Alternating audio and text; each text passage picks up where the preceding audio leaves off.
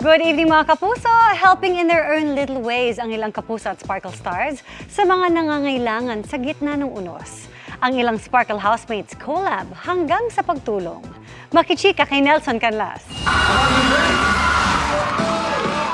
Mula sa bahay ni Kuya hanggang sa outside world, pinatunayan ni Mika Salamanca na she's a big winner with a big heart. Mula sa pag-donate ng kanyang 1 million peso big win sa isang orphanage sa Pampanga. Nag-extend naman ng tulong si Mika para sa mga nasalanta ng magkasunod na bagyo at habagat sa bansa. Kasama ang kapwa Sparkle artist at PBB housemate na si Will Ashley. Nag-volunteer sila recently sa isang soup kitchen. May sinuportahan din si Mika na isang project ng Animal Kingdom Foundation. Tinatry pa po namin siya na mas palawakin pa po yung help na magagawa po namin. Yes po, nag-focus din po kami sa pagtulong ngayon. Beauty with a purpose naman ang peg ng isa pang housemate na si AC Martinez, na nakiisa rin sa pamamahagi ng relief goods sa Montalban, Rizal.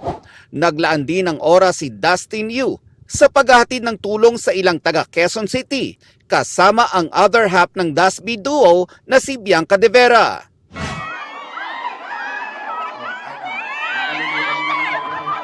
Mga binaha naman sa Barangay Santo Niño, Malolos, Bulacan ang inabutan ng tulong at kinumusta ni Stars on the Floor host Alden Richards.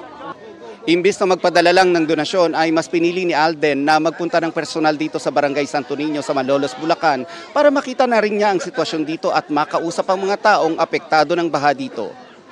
I need to get out of my way and help. Pero busy yung schedule mo, talagang dinayo mo pa talaga dito. Walang ganun. Sino-sino bang magtutulungan kundi tayo lang mga Pinoy, di ba? Napakalaking tulong po nito. Wala pong katulad yung biyaya na pinamimigay po ng kapwa-tao na bukas palad po para sa lahat. Speaking of lending a hand, nagbigay naman ng support sa mga batang may cleft lip and palate. Ang kasama niya sa Stars on the Floor, si primetime queen Marian Rivera.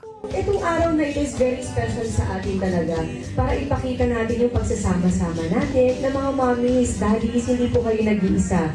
Nelson Canlas, updated sa Showbiz Happening.